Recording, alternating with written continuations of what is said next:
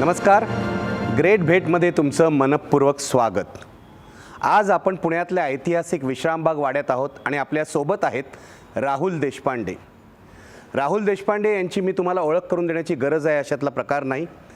त्यांचं गाणं महाराष्ट्रातल्या माणसांच्या मनामनात रुजलेलं आहे. त्याहीपेक्षा सगळ्यात महत्त्वाची गोष्ट म्हणजे शास्त्रीय संगीत तरुण पिढीमध्ये लोकप्रिय करण्यासाठी त्यांनी मोठं योगदान दिलेलं आहे. मी आज प्रयत्न करणार आहे राहुल देशपांडे यांच्या सुरांचा वेध घेण्याचा. मला या गप्पांची सुरुवात करायची आहे कट्यारपासून. कट्यार काळजात घुसली एक 40-45 वर्षापूर्वी नाटक आलं होतं. सिनेमा आला. सिनेमा प्रचंड लोकप्रिय ठरलेला आहे.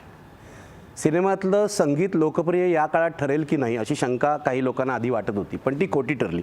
तरुण पिढीमध्ये सुद्धा सिनेमा लोकप्रिय ठरला. तुला काय दिसतंय, याचं कारण काय?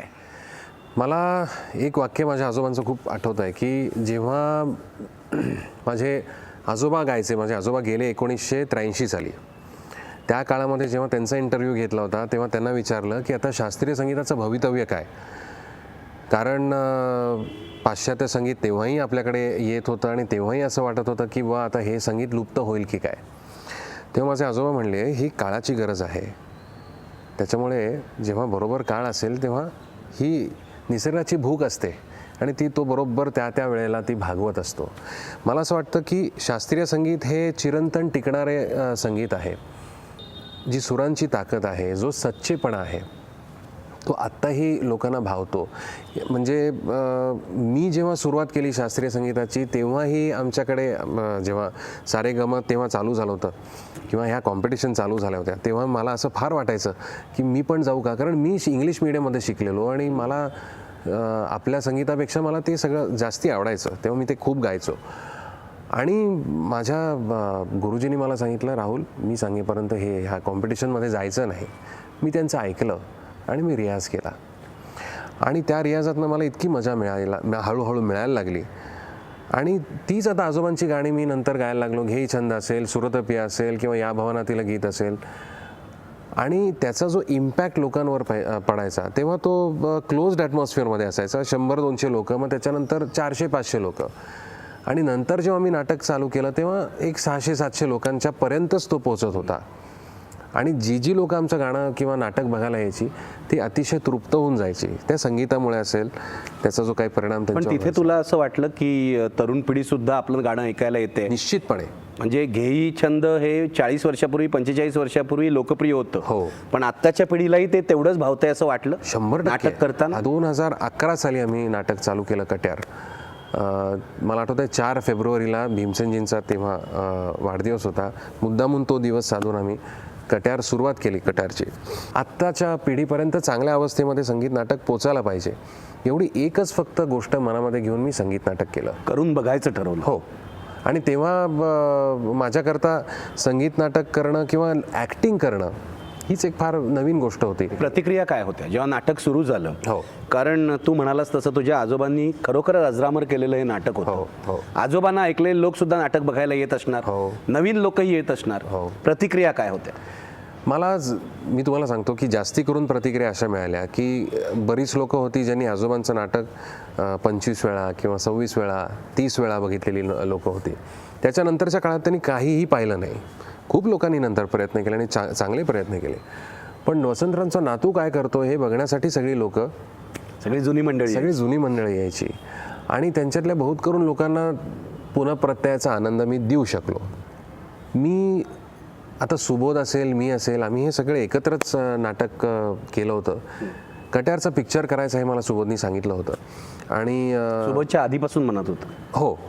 म्हणजे मी जेव्हा कट्यार वरती नाटक करायचं जेव्हा ठरवलं तेव्हा मी अमेरिकेमध्ये होतो आणि सुबोधचं मी तेव्हा काम बघितलं होतं. मैतर नावाचा तो एक कार्यक्रम करायचा आणि मला ते इतकं आवडलं की मी तिथे मी सुबोधला विचारलं, सुबोध असं माझ्या डोक्यामध्ये आहे. आमची तेव्हा ओळखही नव्हती. तर कट्यार काळजात घुसली नावाचं नाटक मला करायचं आहे आणि तू त्याच्यामध्ये कविराजाची भूमिका करावी अशी माझं मत आहे आणि तू दिग्दर्शित करशील का? मला, राहुल मी गेल्या 10 वर्षात काही कॉलेजनंतर मी काहीच केलेलं नाही आहे डिरेक्ट, तर मला तू स्क्रिप्ट दे, मी ती वाचतो. आणि त्यांनी 1 महिना घेतला आणि त्यांनी मला फोन करून सांगितलं मी करतो. आणि मग त्याच्यानंतर ते सगळं त्याचे सगळे कष्ट होते बिचारायचे. आम्ही तो जसं म्हणायचा तसं आम्ही प्रामाणिकपणे तिथे हालचाल केली असेल, गायलो असू.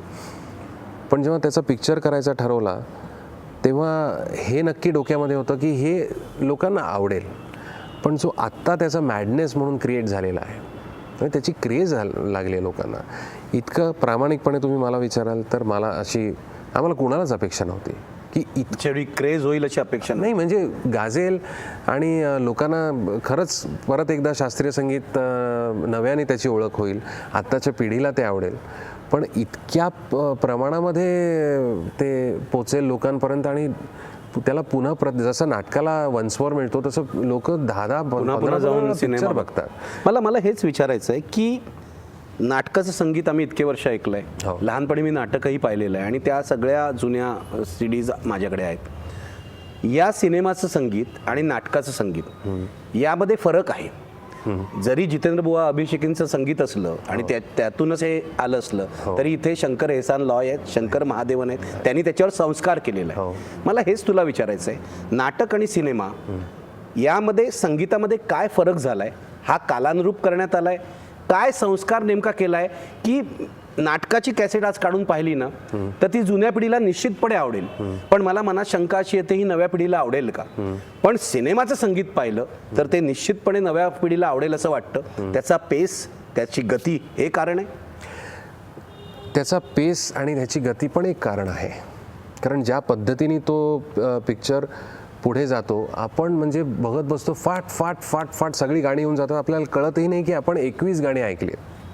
आणि मला असंही वाटतं की शंकर एहसान लॉयनी त्याच्यामध्ये जे काही भर घातली आहे ती पण खानदानी आहे, आणि ती जर खानदानी नसती तर ती म्हणजे ऑल थ्रू आउट लोकांना ती आवडली नसती.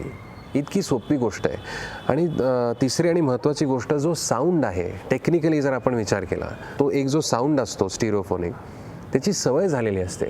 त्या साऊंडमध्ये जेव्हा ही गाणी तुम्हाला ऐकायला मिळतात तर ते पण एक कारण असू शकतं की आजच्या पिढीला ते जास्ती आवडलं असेल. म्हणजे तुझं म्हणणं काय आहे की बेस तोच आहे, नाटकातल्या संगीताचा बेस आहे पूर्णपणे, मूळ त्याचा आत्मा कायम आहे, पण तरी सुद्धा त्याला एक बीट आहे, त्याला एक पेस आहे, त्याला एक भव्यपणा आहे, त्यामुळे हे झालं. पण मी तुम्हाला सांगतो की मुद्दामून त्याच्यामध्ये भव्यपणा आणण्यासाठी, ग्रँजर आणण्यासाठी वेगळं काहीही वापरलेलं नाही आहे. सगळी देशी वाद्य आहेत त्याच्यामध्ये, कुठेही तुम्हाला गिटार सापडणार नाही, त्याच्यामध्ये कुठेही तुम्हाला ड्रम सापडणार नाही.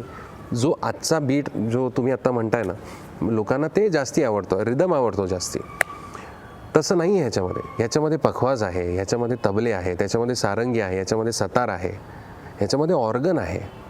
म्हणजे पूर्वी जो तुम्ही सॉन्ग व्हायलिन ऐकायचात ना, जर तुम्ही नीट जर ती गाणी ऐकलीत तर ह्याच्यामध्ये सॉन्ग ऑर्गन वापरलेला आहे की तो एक पिरियड असेल किंवा ती एक व्हॅल्यू जपण्याकरता गिमिक काहीच केलेलं नाही ह्याच्यामध्ये. हीच मला असं वाटतं की सगळ्यात हा मोठा USP कट्यारचा आहे की गिमिक म्हणून म्युझिकमध्ये आपण अमुक एक इंट्रोड्यूस करू किंवा अमुक वेस्टर्न एलिमेंट आणू, असं शंकरजींनी काही केलेलं नाही आहे. मला वाटतं ते पण तितक्याच प्रामाणिकपणे त्यांनी त्या संगीताकडे बघितल्यामुळेही हे जास्ती आवडलं असेल लोकांना. आणि लोक येऊन मला छोटी छोटी मुलं येऊन सांगतात की दादा मला तुझं गाणं खूप आवडलं. कोणचं? मला दिल की तपिश आवडतं, मला सुरसे सजी संगीनी आवडतं, किंवा मला मनमंदिर आवडतं. आता ही गाणी आधीच्या नाटकामध्ये नाही आहेत, म्हणून मी ही गाणी मुद्दाम का सांगतो, कारण ह्या गाण्यावरती मध्ये पण तेवढंच वजन आहे आणि म्हणूनच ती आवडली. शंकरजींनी ते चाल केल्यानंतर ती मला ऐकवली, ती मला आवडली, ती मी गाऊन बघितली आणि मला असं वाटलं की ह्याला बंदिशीचाच पूर्ण बाकायदा हे आहे. आणि त्याच्यामध्ये पण ज्याला आपण एक साऊथ इंडियन स्टाईल असते थोडीशी की बंदिश गाण्याची, की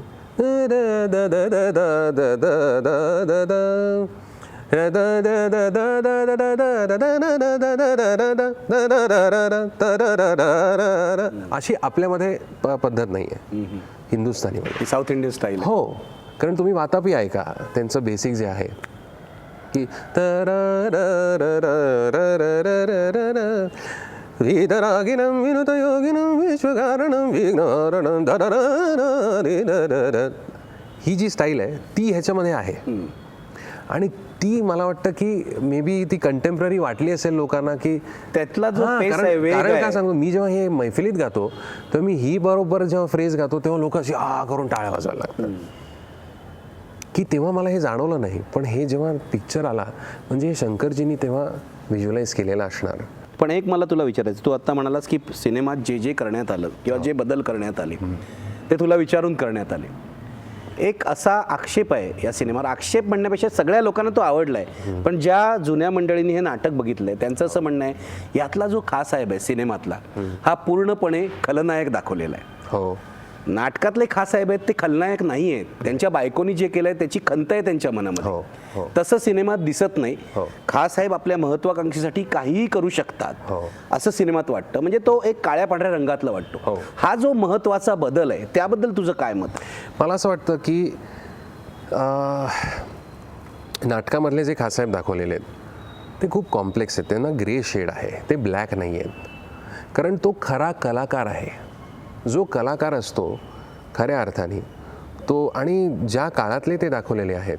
काय झालं, माझ्या आजोबांनी स्वतः लाहोरमध्ये त्यांचं सगळं शिक्षण झालं आणि त्यांची आवड ही बरकत अली असतील, बडे गुलाम अली असतील, आशिक अली असतील, किंवा ते स्वतः असद अली खासाहेबांच्याकडे शिकले.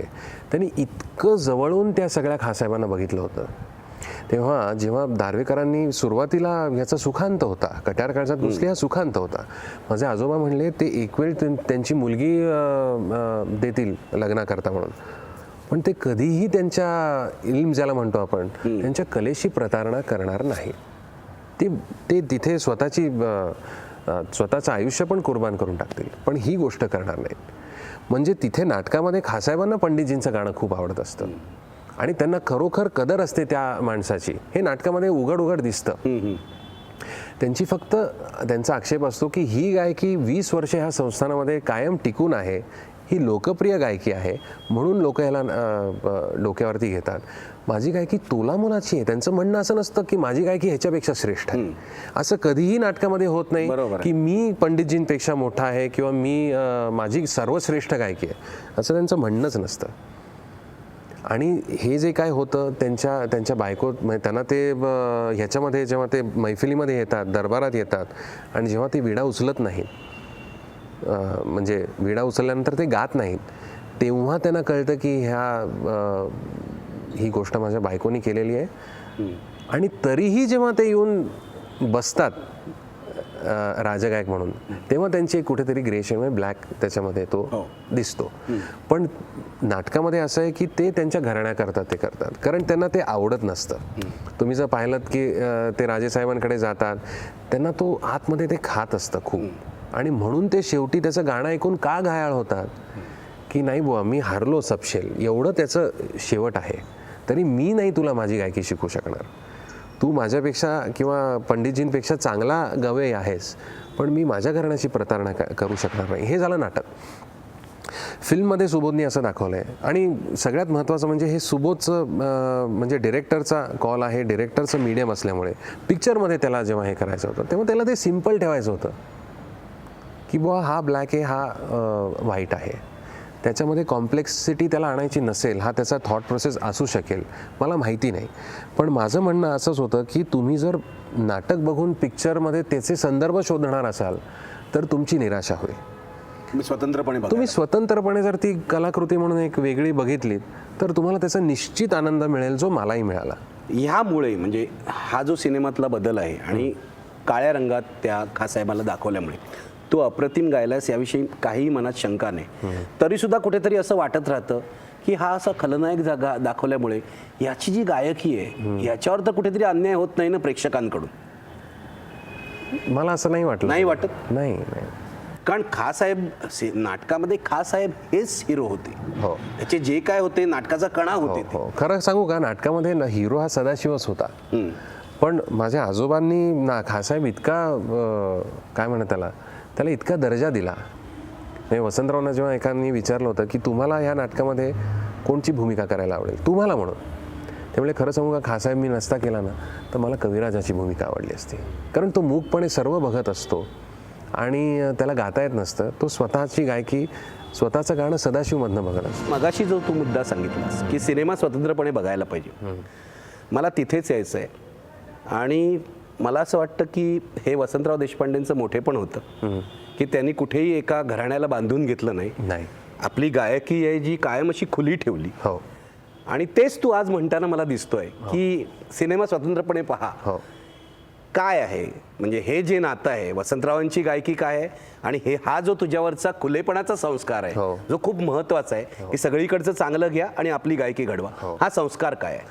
मी सांगतो, माझ्या आजोबांनी अतिशय खडतर प्रवासातनं त्यांची विद्या गोळा केली. म्हणजे सुरुवातीला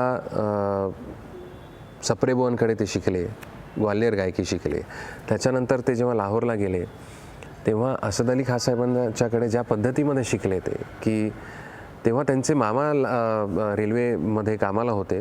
ते म्हणले, अरे तुला ही गायकी, तिथे गेल्यानंतर ते पहिले काय गेले तर लाहोरला गांधर्व महाविद्यालयात गेले. आपटे आणि अशी सगळी लोकं होती तिथे. तर मामा म्हणाले, अरे हे जर तुला शिकायचं असतं तर तुला मी तिकडंच ठेवलं असतं.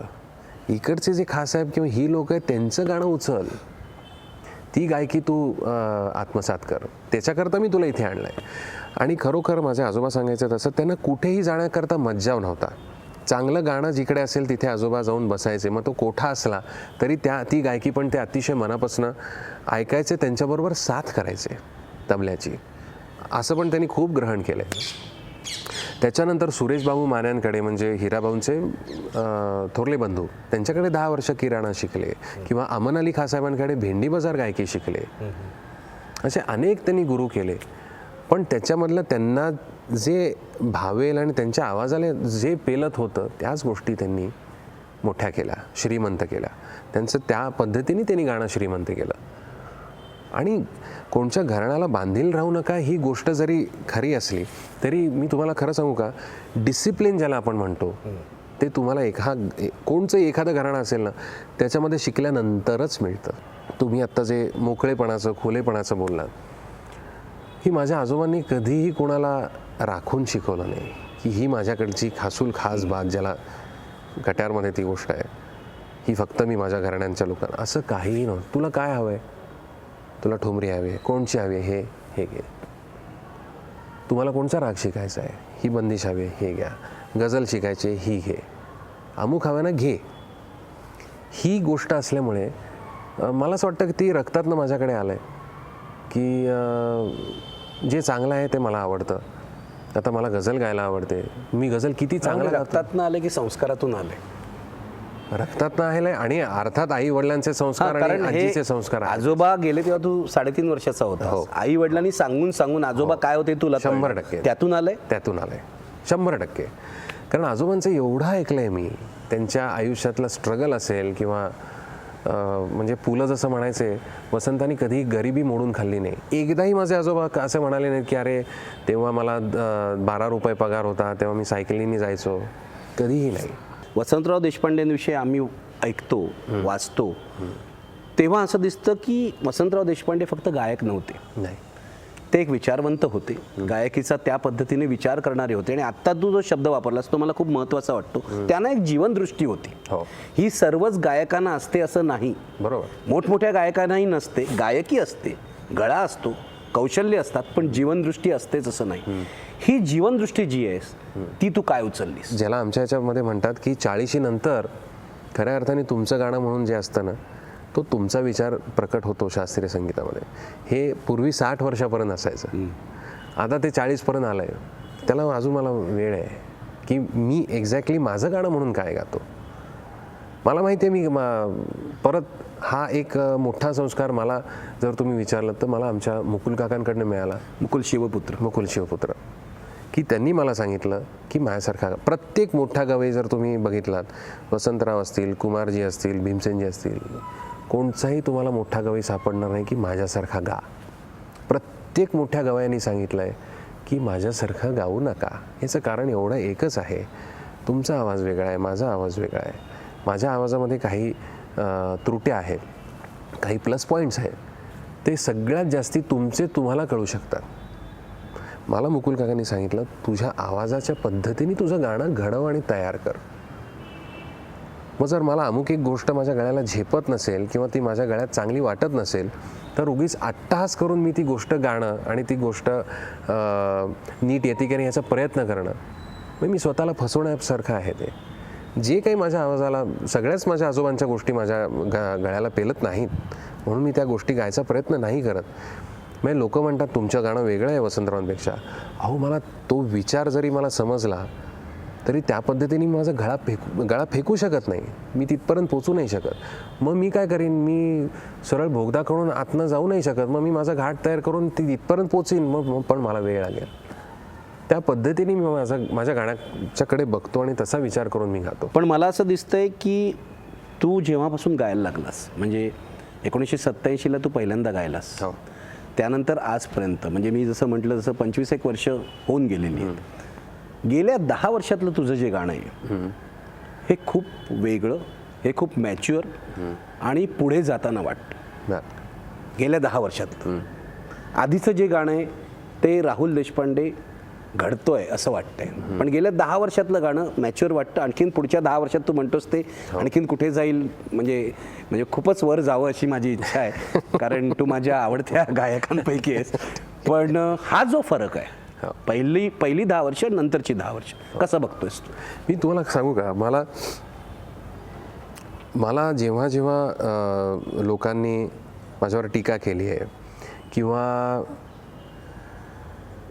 इन्सल्ट म्हणणार नाही मी, पण अशा काही खोचक गोष्टी बोलतात किंवा हे, मी जर पहिलं काय करत असेल, एका मोठ्या फेस्टिवलमध्ये मला प्राईज मिळालं होतं, तर मी प्राईज घ्यायला स्टेजवरती गेलो आणि मी बसलो नाही, कारण अतिशय मोठ्या व्यक्तीकडनं मला ते प्राईज मिळत होतं. तर एक जण खालनं म्हणले, अरे तुला 10 मिनटं मिळत आहेत ह्या मोठ्या स्टेजवरती, तुला कुठे कोण बोलवणार आहे आत्ता, बसून घे. मला खूप वाईट वाटलं, मी बसलो नाही.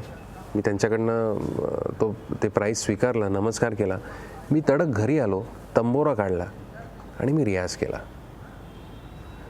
आणि आज मी त्या व्यक्तीला अतिशय मनापासून धन्यवाद त्याचे मानतो की तो जर व्यक्ती मला तसं बोलला नसता तर मला ती गोष्ट लागली नसती आणि मी रियाज केला नसता इतक्या प्रामाणिकपणे.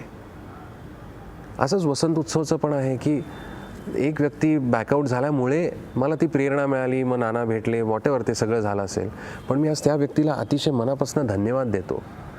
अशा व्यक्तींमुळे मी जे काय माझा रस्ता असेल, बरेच वेळा असं वाटतं की जरा थांबू, चहा पिऊ, हे करू, नाही, आपल्याला चालायचं आहे. की मला असं वाटतं की माझ्या आयुष्यामध्ये हे जे काही असे प्रसंग येतात हे मला शिकवण्याकरता आणि मला ह्या रस्त्यावरती तुला चालायचं आहे ही जाणीव करून, आठवण करून देण्याकरता असतात. म्हणून भानावर ठेवण्याकरता आणि जमिनीवर ठेवण्याकरता किंवा तुझं ध्येय काय आहे. मी तुम्हाला सांगू का, मला जेव्हा खूप कौतुक होतं माझं, मला एखादा अवॉर्ड मिळाला असेल, मी डोळे मिटले की मला माझे आजोबा दिसतात आणि मला कळतं की मला अजून मी शून्य आहे, मला काहीही येत नाही, पण मला पोचायचं आहे आणि मी पोचीन एवढा मला आत्मविश्वास आहे. कधी माहिती नाही, पण त्याच्यामुळे मला कायम प्रेरणा मिळत असते की बुवा लोक छान म्हणतात, त्यांचा मोठेपणा आहे की मला अशा अवस्थेमध्ये पण ते चांगला गातोस किंवा हे म्हणू शकतात. पण मला माहिती आहे मला कुठपर्यंत जायचं आहे आणि मला माहिती आहे प्रत्येक गाणं झाल्यानंतर मी काय त्याच्यामध्ये चुका केल्या असतील किंवा मी तिथे जसं कुमारजींच्या एका इंटरव्ह्यूमध्ये ते म्हणले की तुम्ही मला विचारा ना मी काय बदमाशी केली आहे. मगाचा जो विषय होता की लोकांना कट्यार आवडला, लोक एक स्वतःची बैठक घेऊन आलेले असतात की आज मला खूप मी ऐकलंय चांगलं, आज मला एन्जॉय करायचं आहे, खूप छान असणार आहे. मग तिथे तो गवई असेल किंवा काही असेल ती कलाकृती, तुमची फ्रेम ऑफ माइंड जर तशी असेल तर तुम्ही ते एन्जॉय करता. तर तुम्ही खरंच विचारा ना मी काय बदमाशी केली आहे, असं कुमारजी म्हणायचे. तर तसं आहे माझं. आणि माझे आजोबा कायम म्हणायचे की तुम्ही जेव्हा एखाद्या मैफिलीला जाता, एखादं गाणं ऐकता, नवीन गाणं ऐकता, नवीन माणसाचं गाणं ऐकता, तेव्हा आपला सगळा जो काही डोक्यावरचा मी एक प्रतिष्ठित व्यक्ती आहे, माझं अमुक वजन आहे, मला अमुक कळतं, हे सगळे तुम्ही जे काही डोक्यावरती पगड्याने बांधता हे सगळं खालती ठेवून मला आजचं गाणं एन्जॉय करायचं आहे, मला त्याच्यातल्या ज्या चांगल्या गोष्टी आहेत त्याला दाद द्यायची आहे मनापासून. मग तुमच्या तोंडातून खुलेपणाने दाद निघते की क्या बात आहे, कारण तुम्ही त्याच्याकरता जात असता. बरोबर. तुम्ही तुमचा वेळ खर्च करून तिकडे टीका करण्याकरता जात नसता, कारण टीका करायला प्रत्येक गोष्टीमध्ये तुम्हाला काहीतरी सापडतं. बरोबर.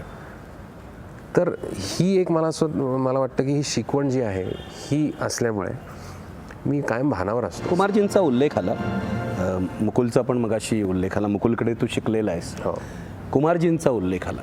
आता तू म्हणालास हे जे गाणं आहे कुमारजींचं, म्हणजे कुठेतरी तुझ्या मुलाखतीमध्ये किंवा तुझ्याविषयी लेख आला त्याच्यामध्ये मी वाचलेलं आहे की कुमारजींच्या निर्गुणी भजनांची कॅसेट ऐकली आणि त्याचा प्रभाव तुझ्यावर पडला. हो. आजोबांविषयी आपण ऐकलो. हो. हा कुमारजींचा, कारण कुमार गंधर्वांचा प्रभाव ज्याच्यावर पडतो हो. तो माणूस आयुष्यामध्ये पछाडलेला होता. हो. असं ते कुमारजींचं एकूण त्यांचं काय म्हणतात ते कर्तृत्व आहे. काय प्रभाव आहे कुमारजींचा, काय प्रभाव आहे? मी पहिली 6 वर्ष आमच्या गंगाधर पिंपळखऱ्यांकडे शिकलो आणि त्याची पण गोष्ट सांगतो की माझे आजोबा, मी लहान होतो खूप आणि आमच्याकडे लाकडी घोडा होता, त्याच्यावर बसलो होतो आणि आमच्या घरी रेकॉर्ड प्लेअर होता जो पूर्वीचा असायचा, त्याच्यावरती किशोरीताईंची रेकॉर्ड लागली होती सहिलारेची. तर मी माझ्या वडिलांना सांगायचो की सहिला लाव आणि मी त्या झोका घेत घेत मला झोप लागायची. माझे वडील ते बंद करायचे की राहुल झोपलाय, त्याला त्रास नको. तर ती बंद केल्या मी रडायला लागायचो. परत ती रेकॉर्ड लावल्यावर मी परत झोपायचो. तर हा सगळा एकदा किस्सा माझ्या आजोबांनी पाहिला आणि माझ्या वडिलांना म्हणाले की बापू ती रेकॉर्ड बंद करू नकोस, राहुलला झोप लागत नाही आहे, राहुलला किशोरीच्या सुरांची तंद्री लागते, सच्च्या सुराची तंद्री लागते, तू आजपासून लिहून ठेव, पुढे हा माझी गादी चालवेल, मग तुझा मुलगा मला दत्तक दे, असं ते म्हणले होते. मग माझे वडील म्हणले असं का म्हणता तुम्ही बाबा, तुमचाच आहे तो. नाही, मला त्याला तयार करायचं आहे आणि मला लोकांना ऐकवायचं आहे की वसंता कसा गायचा आणि त्याच्यानंतर इंटरव्ह्यूनंतर मग मला बसायचं आहे, माझी इच्छा आहे. तर सुरुवातीचं ह्याचं शिक्षण पिंपळखऱ्यांकडे करा. हे जेव्हा आमच्या गुरुजींना कळलं तेव्हा मी सगळ्यात लहान शिष्य होतो त्यांचा. ते घेत नसत, पण त्यांना वय होतं तेव्हा? माझं वय होतं 5.5 पावणे 6. आणि पिंपळखरे बुवा म्हणले की वसंतरावांची इच्छा आहे तर मी 100% ह्या मुलाला शिकवेन. पण आमच्या समोर असं घड्याळ होतं एक, आणि मला अजिबात आवडायचं नाही शास्त्रीय संगीत. मी म्हटलं कधी एकदा हे संपतंय आणि मी कधी 9 वाजतायत आणि मी घरी पळतोय. अशा अवस्थेत 6 वर्ष बिचारे माझे वडील यायचे, आई आली की बसून राहायची आणि मग क्लास झाला की मला घेऊन जायचे. मग माझी इतकी अनास्था बघितल्यानंतर मग शेवटी माझ्या आईवडिलांनी ठरवलं की बुवा आता ह्याच्यावरती आपण अजून जबरदस्ती करणं बरोबर नाही, जाऊ दे. आपण प्रयत्न केला पण नाही त्याला. आणि मग जेव्हा आमच्या घरी कायम नवीन कॅसेट आले की आमच्याकडे कायम मनसूर असतील, किशोरीताई असतील किंवा आजोबा, कायम रेकॉर्डिंग चालू असायचं. मी खेळत असेन, काही करत असेन. तर नवीन माझ्या वडिलांनी कॅसेट आणली निर्गुणी भजनांची. तेव्हा नुकतं कुमारजींचं निधन झालं होतं 1992 साली. आणि मी नवीन काय म्हणून मी ऐकायला गेलो. आमच्याकडे नवीन टेप रेकॉर्डर आणला होता. तर ते मी ऐकलं आणि ते होतं सुनता है गुरुज्ञानी. आणि मी ते ऐकून इतका भारावून गेलो. 2 कॅसेट होत्या. मला आठवतं आहे मी एक आठवड्यामध्ये दोन्ही कॅसेट अख्ख्याच्या अख्ख्या पाठ केल्या होत्या. मग मला जेवण सुधारत नव्हतं, मला दुसरं काहीही नाही. मी फक्त 24 तास तेच गाणं ऐकत होतो. आणि त्या सुरांनी मला मी इतका भारावून गेलो की माझ्याकरता गवई म्हणजे कुमार गंधर्व, गाणं म्हणजे कुमारांचं. मग त्यांच्यासमोर भीमसेनजी नाहीत, मनसूर नाहीत, फक्त कुमार, वसंतराव नाहीत, फक्त कुमार, अशी अवस्था होती माझी. आणि भाई काका आमच्या घरी दरवर्षी यायचे की राहुलचं गाणं ऐकायला म्हणून, की कुठपर्यंत आला आहे, काय करतोय. भाई काका, सुनीता काकू आणि त्यांचा भाचा दिनेश, ही सगळी मंडळी आमच्या घरी आमच्या समोर राहायचे भाई काका. त्याच्यामुळे ते दरवर्षी एकदा यायचे घरी. आणि ते एकदा असेच आलेले होते आणि मी सगळ्या कुमारजींच्या बंदिशी, त्यांची भजनं सगळं गाऊन दाखवलं. आणि आमच्या घरी कुमारजींची भक्ती, म्हणजे तुम्हाला खरं नाही वाटणार, पण कुमारजी दारामध्ये आले की माझे आजोबा त्यांच्या पायावर डोकं ठेवल्याशिवाय त्यांना आतमध्ये येऊन देत नसत. इतकी त्यांची भक्तीही होती आणि मैत्रीही होती, पण ते गुरु म्हणून त्यांची भक्ती होती. आणि माझे वडील असतील किंवा आजी असतील आजी असेल, कारण कुमारजींचे साथीदार म्हणून आजोबांनी सुरुवातीचा काळ ते तबला वाजवायचे. आणि मला अजून आठवत आहे, आजीनी मला सांगितलेलं की त्यांची सिरपे धरी गंगा जी रेकॉर्ड होती त्याच्यामध्ये माझ्या आजोबांनी तबला वाजवला आहे. ती रेकॉर्ड करून ते जेव्हा सकाळी घरी आले मुंबईहून, तेव्हा ते म्हणलं आज कुमार असा गायला आहे की माझं देवाकडे एवढंच आज फक्त माझी प्रार्थना आहे की माझं सगळं आयुष्य त्याला लागू दे. तर ही अवस्था असल्यामुळे आमच्या घरी फार सगळ्यांना आनंद झाला होता की मी कुमारजींचं गातो. पण माझ्या आईला फार असं वाटायचं की अरे वसंतरावांचा नातो आहे, बाबांसारखं थोडं तरी यांनी गावं. तर ती भाई काकांना म्हणाली की अहो भाई काका म्हणे हा कुमारांचा गातो आम्हाला आनंद वाटतो सगळ्यांना, पण माझं स्वतःचं वैयक्तिक मत आहे की वसंतरावांचा नातो म्हणून काहीच हा मुलगा त्यांचं गाणंही ऐकत नाही. तर ते हसले. ते म्हणले अगं वंदना, आता राहुलचं काय वय आहे, 13-14 होतं. म्हणे 2-3 वर्ष थांब, त्याचा आवाज फुटू दे. आत्ता कुमार गातो ना तो आपोआप म्हणे वसंताकडे घसरेल. आणि लिटरली 3-4 वर्षानंतर माझा आवाज फुटला आणि तो त्याच्यानंतर सुरताल झाला. आणि नंतर लोक जेव्हा विचारायला लागली की अरे म्हणजे मी जर माझं रेकॉर्डिंग ऐकलं तर वसंतराव गात आहेत इतपत वाटायला लागलं की त्याच्यामध्ये की अरे. पण काय म्हणजे हे पुलंना ही दृष्टी होती संगीताची. हो. पण त्यांचं म्हणणं काय होतं, म्हणजे आत्ता कुमार गातोय, 2-3 वर्षांनी आवाज फुटल्यावर वसंतराव बरोबर वसंताकडे घसरे. पण म्हणजे काय, मी शिकत होतो उषाताई चिपलकट्टींकडे आणि नंतर काका घरी यायचं नाही कारण त्यांना पार्किन्सन झाला होता. पण ते फोन करून मला सांगायचे की तुझं गाणं झालं की रेकॉर्डिंग मला आणून दे, आणि रेकॉर्डिंग माझं ऐकून झालं की मी फोन करीन, तुम्ही येऊन घेऊन जा, मला काही रेकॉर्डिंग ठेवायची इच्छा नाही. ठीक आहे. तर मी एकदा मुंबईत गायलो, त्यांना रेकॉर्डिंग जाऊन दिलं आम्ही. आणि त्यांचा एक बरोबर 8 दिवसांनी फोन आला की बापू माझं ऐकून झालं, तू आणि राहुल या. तर आम्ही घरी गेलो काकांच्या आणि काकांनी ती टेप दिली मला आणि बापूला म्हणाले. ते म्हणले बापू हा पोरगा वसंताचं गाणं गात नाही, हा पोरगा कुमारचंही गाणं गात नाही, राहुल म्हणे आपलं त्याचं स्वतःचं गाणं गातोय.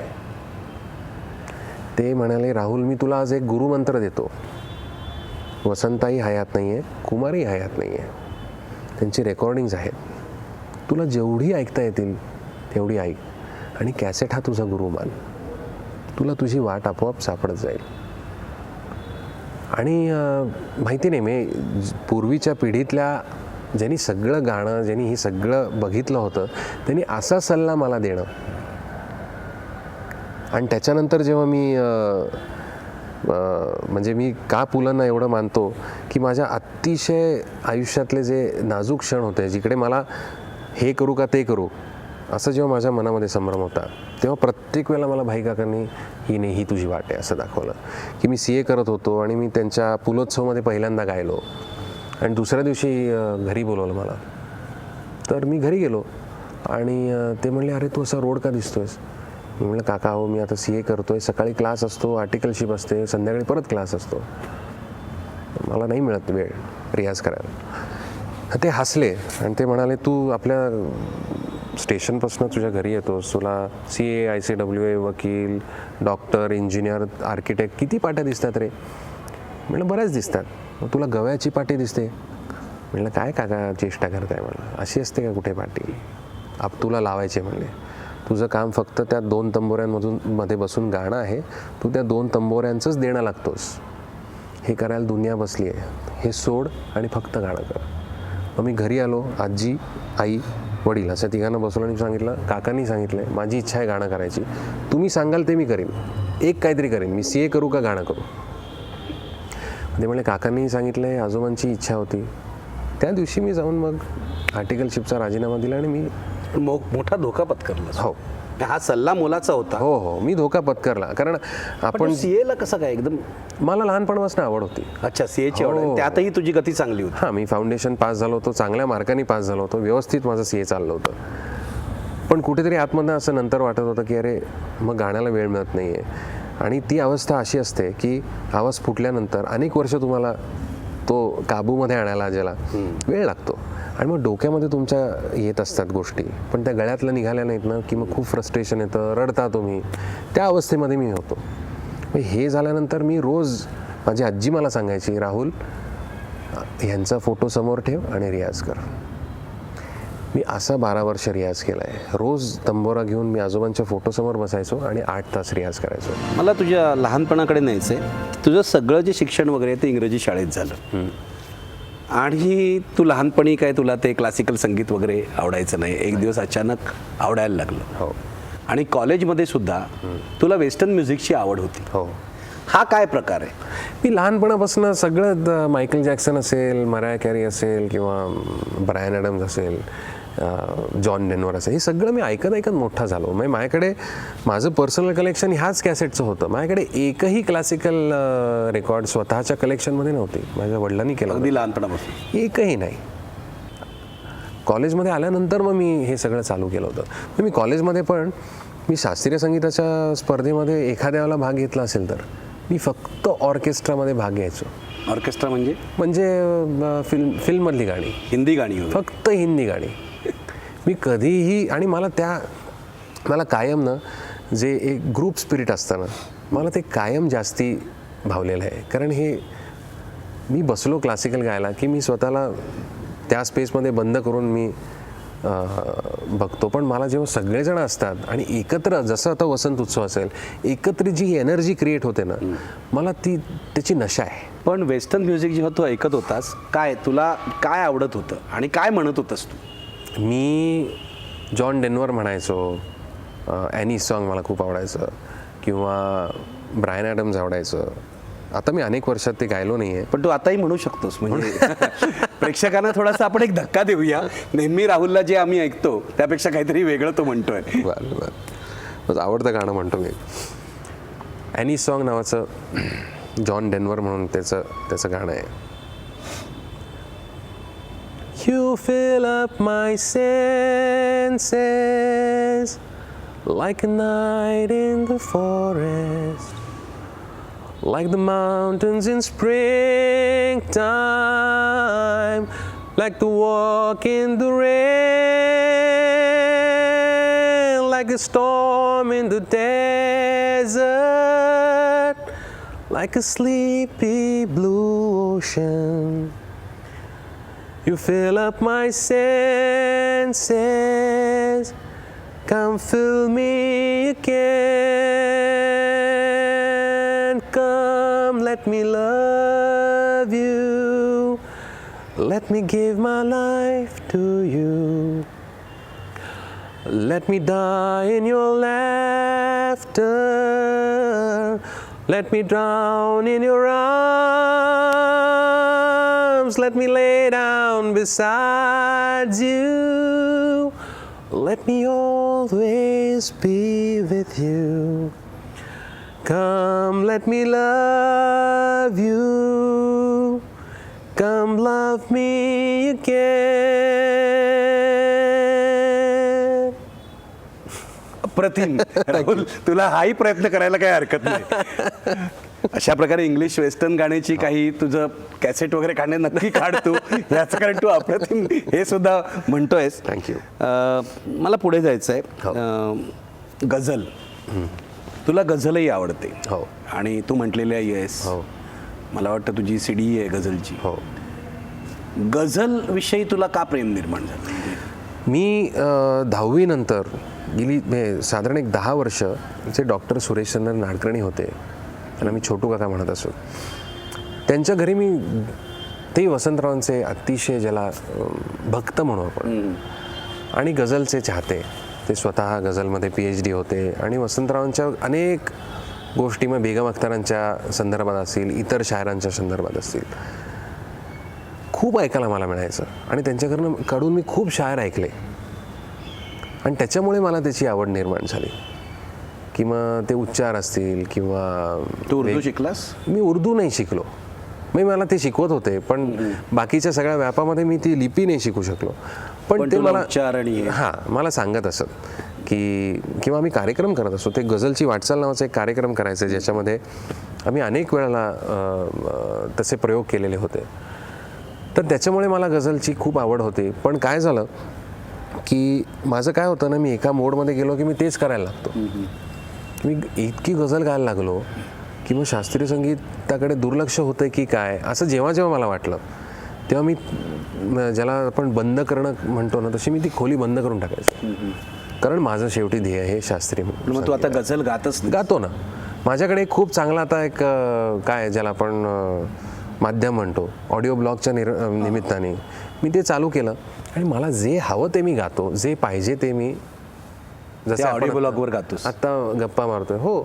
पण मला सांग, हे ऑडिओ ब्लॉगची कल्पना, खरं तर मला आता मोह होतं की तुला गझल म्हणायला सांगायचा, पण आपण नंतर बघू. ही ऑडिओ ब्लॉगची कल्पना ही अत्यंत अभिनव अशी मला वाटते. हो. आणि भारतातल्या खूप कमी गायकांनी अशा प्रकारचा प्रयोग केला, विशेषतः महाराष्ट्रातल्या. ही कल्पना कुठून आली?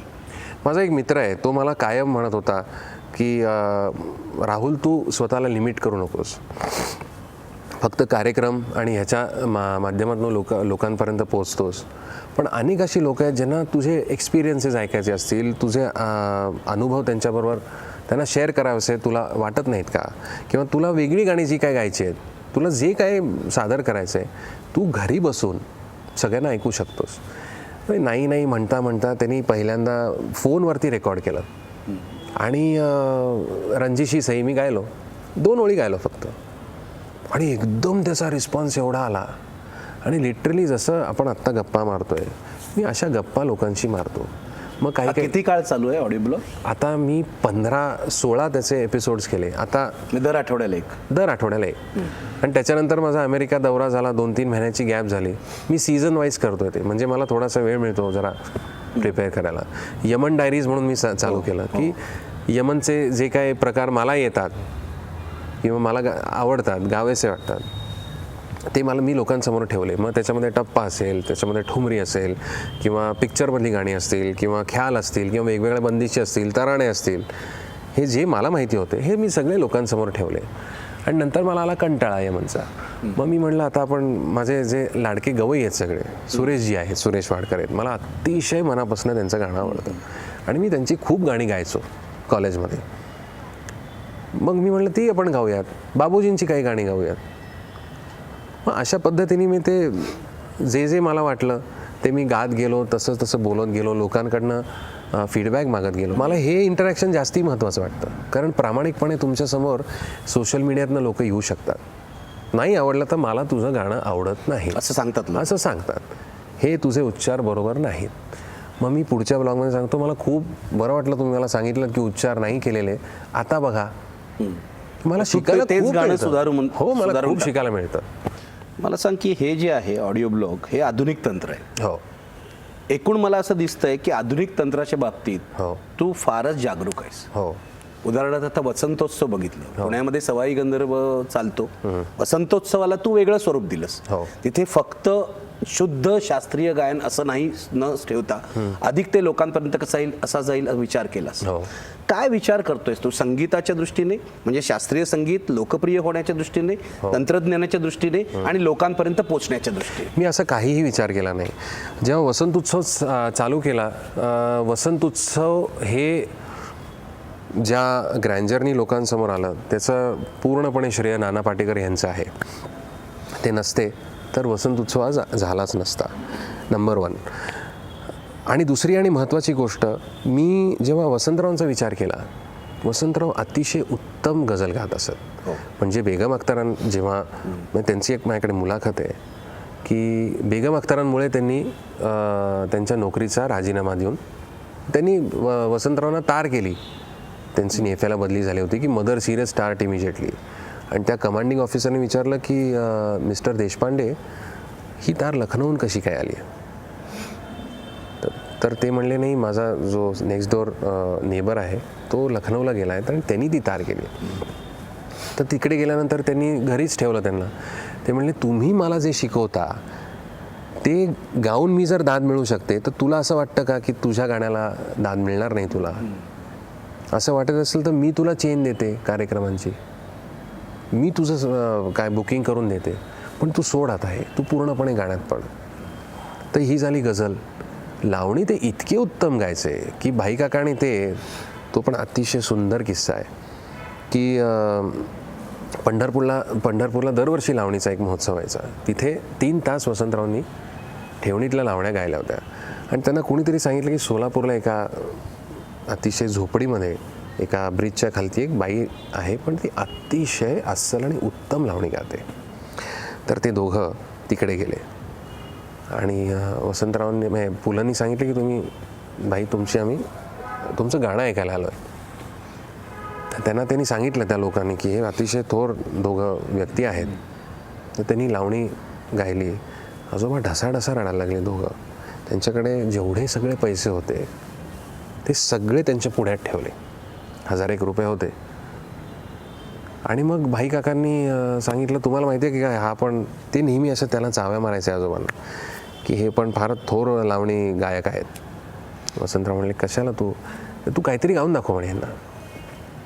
तर मग वसंतरावांनी अदा करून लावणी गायली आणि ती लावणी बघून त्या बाईनी ते 1000 रुपये सगळेच्या सगळे त्यांना दिले आणि स्वतःच वरती 1 रुपया ठेवला. की कलाकार म्हणून नंतर त्यांनी ते सगळे पैसे दिले त्यांना परत, पण कला म्हणून जी काय एक असते त्याची किंमत असते ही कलाकारांनाच करता येते. तर लावणी हा विषय असेल, नाट्यसंगीताचा तर ते चालता बोलचा कोश असल्यासारखेच होते. त्याच्यानंतर 101 पिक्चरमध्ये त्यांनी प्लेबॅक केलं होतं. उत्तम ख्याल गायचे, टप्पा गायचे. त्यांनी कोणताही संगीतातला प्रकार गौण मानला नाही. प्रत्येकावर अतिशय मनापासून प्रेम केलं. जेव्हा वसंत उत्सव करायचा आम्ही ठरवला तेव्हा मी म्हणलं की आपण it should be a celebration of music.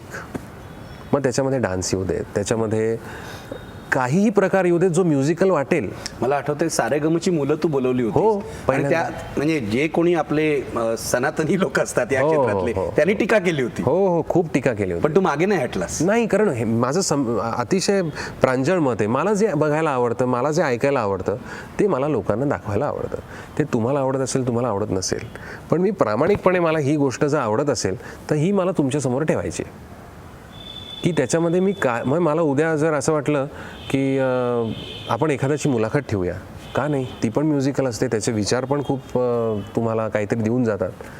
मी असं त्याला फॉर्मच नाही ठेवला वसंत उत्सवला की अमुकच फक्त ह्याच्यामध्ये असणार की सुफीच असायला पाहिजे किंवा गझलच असायला पाहिजे, असं नाही आहे. सर्व प्रकारचं संगीत, सर्व प्रकारचं जे काय म्हणून तुम्हाला कानाला चांगलं वाटेल, श्रवणीय वाटेल, बघायला चांगलं वाटेल, असं सगळं त्याच्यामध्ये असतं, दरवर्षी असतं. पण तुला काय वाटतं, म्हणजे वेस्टर्न म्युझिक आणि आपलं म्युझिक बघितलं तर वेस्टर्न म्युझिक टेक्नॉलॉजीचा वापर करून एकूण सगळ्या सोशल मीडिया आणि नवे मीडिया प्लॅटफॉर्मचा वापर करून खूप पुढे गेलेलं आहे. आपण काय करायला पाहिजे असं? मला असं वाटत नाही की आपण त्याच्याशी कंपॅरिझन करायला पाहिजे. सगळ्यात महत्त्वाची गोष्ट, वेस्टर्न म्युझिक त्याच्या त्या फॉर्ममध्ये लोकांना आवडत असेल त्यांना ते आवडू देत. माझा असा अट्टाहास नाही की ते आपल्या म्युझिकमध्ये आपण फ्यूज करूनच लोकांना ऐकवायला पाहिजे. मी फक्त एकच गोष्ट कायम पाळतो, मी प्रामाणिकपणे एखादी गोष्ट जी मला मांडायची असेल ना त्याच्यामध्ये मी पूर्णपणे ऑनेस्ट असतो. मला असं वाटतं आत्ता रिसेंटली रोणू मुजुमदारांबरोबर एक प्रयोग केला आणि एकांच्या घरी महाबळेश्वरला त्यांचं बासरीवादन होतं आणि मला त्या व्यक्तीने बोलवलं. मी महाबळेश्वरमध्ये आराम करायला गेलो होतो 2 दिवस, खूप कार्यक्रम म्हणून. तर ते म्हणले राहुल तू ये. म्हणले येतो, दादांचं आहे वादन, मी येतो. आणि त्यांनी मला पाहिलं, अतिशय क्लोज क्राऊड होता, बैठक होती. आणि ते म्हणले राहुल भाई इधर आए तो हम एक साथ कुछ करते हैं. आणि त्यांनी इतकं सुंदर वादन केलं होतं आणि मी इतका माझा आवाज हे होता, मी म्हटलं नाही दादा म्हणतात तर आपण बसूयात. तर मी एकत्र सावरे जेवणे अजून 1-2 गोष्टी आम्ही सादर केल्या. त्याच्यात इतकी मजा आली मला, कारण त्यांच्या विचारांमधनं मला काहीतरी प्रेरणा मिळत होती, माझ्या ह्याच्यातनं त्यांना काहीतरी मिळत होतं. हे जे जसं मी टेनिस खेळायचो, मी प्रोफेशनली नाही, पण जेव्हा तुमच्या समोर जरा एक चांगला प्लेयर असेल आणि तो जर तुम्हाला देत असेल तर आपण पण चांगला मारतो. हां, आपण चांगले खेळतो जास्ती. बरोबर. तशीच ही गोष्ट आहे, चांगले जेव्हा कलाकार एकत्र येतात तेव्हा त्याच्यातनं काहीतरी छान निर्माण होतं, अशी माझी. राहुल, तुझी ही जी काय एनर्जी आहे आणि ही काय दृष्टी आहे जी तुला आजोबांकडून मिळालेली आहे असं मी मानतो, ही अशीच राहो. आणि तू म्हणालास आणखीन 10 वर्षांनी तू तुझ्या गायकीविषयी विश्लेषणात्मक सुद्धा बोलशील. आणखीन 10 वर्षांनी सुद्धा तुझी एखादी मुलाखत घ्यावी अशी माझी आज इच्छा आहे. त्यासाठी राहावं, कारण एक कलाकार मोठा होताना पाहणं हे खूप भाग्याचं आहे, हे खूप आनंदाचं आहे. आणि अशा पद्धतीने गेली 25 वर्ष तुला पाहण्याचं भाग्य या महाराष्ट्राला लाभलेलं आहे. मी ही मुलाखत संपवताना एक हट्ट मात्र करणार आहे. तुझे आजोबा जे आहेत ते जीवन ग्रंथ आहेत, हो. तुला मिळालेला आणि रसिकांना मिळालेला. त्यांचंच एखादं आवडतं गाणं तू म्हणावंस आणि मुलाखत आपण संपवूया. त्यांचं आवडतं गाणं, त्यांनी गायलेलं गाणं म्हणतो. त्यांनी गायलेलं. बगळ्यांची माळ फुले अजूनी अंबरात, बगळ्यांची माळ फुले अजूनी अंबरात, भेट आपुली स्मरशी, भेट आपुली स्मरशी, काय तू मनात, बगळ्यांची माळ फुले अजूनी अंबरात.